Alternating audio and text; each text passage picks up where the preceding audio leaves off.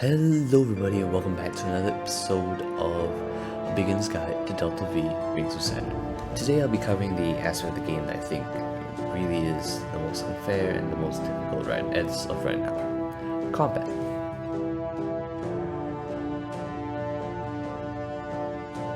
The bottom line about combat is that you really don't want to get into combat ever in this game. Combat is the single thing that can absolutely ruin your whole run. And to make matters worse, it's really difficult. The combat in this game is very much weighted to the attacker, in my opinion. He who shoots first usually wins in most fights, at least in Delta V, Rings of Saturn. The reason for that is, when you take damage on your ship in a fight, you get disabled very quickly.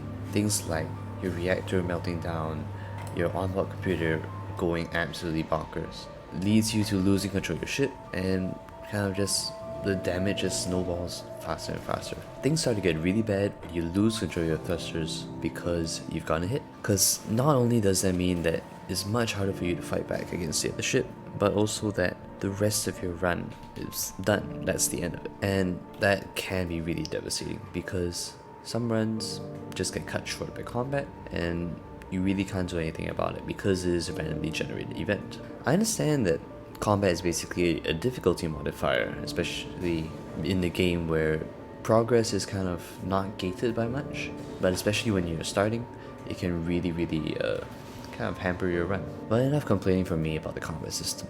When you inevitably do get into combat, the main advice I can give you is that don't bother trying to get back to the Enceladus Prime normally.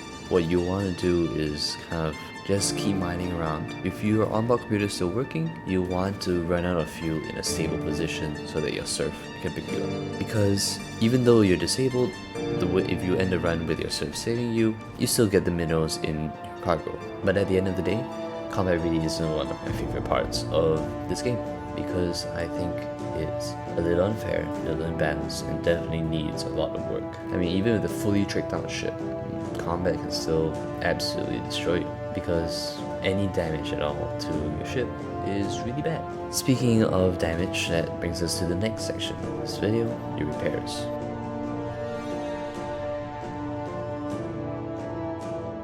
The reason why combat is so bad is mostly because of how much repairs cost.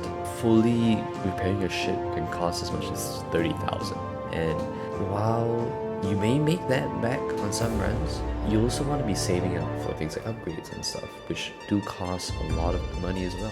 The game does try to help you by including a one-time insurance program of 100,000 to kind of help you get on your feet, and despite whatever repairs you may need to do. But the important thing about repairs is that it takes time, and that is very much to your advantage.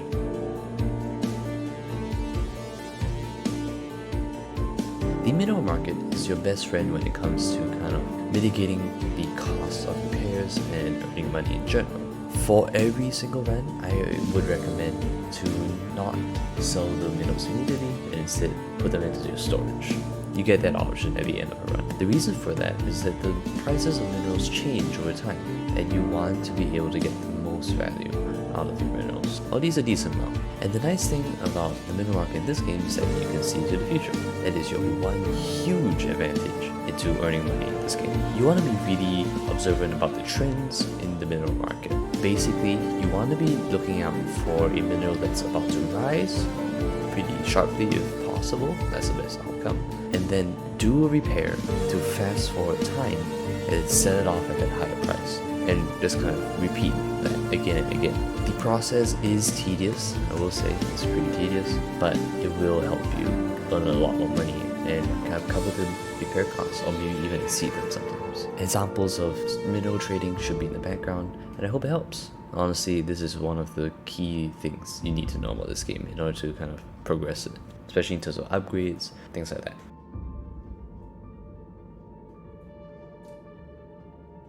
Overall, while the combat system is a pretty whack part of the game in my opinion, it is an inevitable hurdle that you have to overcome repeatedly throughout your run. And I think this is definitely the way, at least one of the ways, to go about doing that. I hope this has helped and look forward to the next episode of this mini-series where I kind of discuss some more advanced stuff. things like shipbuilding, upgrading priorities, all that jazz. So tune in next time to find out more.